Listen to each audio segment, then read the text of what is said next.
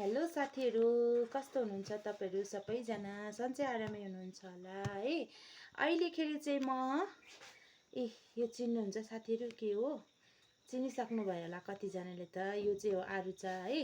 यसको चाहिँ म जाम बनाउनु लागिरहेको छु साथीहरू। हेर्नुहोस् न, एक नाङ्लै पाकेको चाहिँ छानेर टिपेको छु होइन।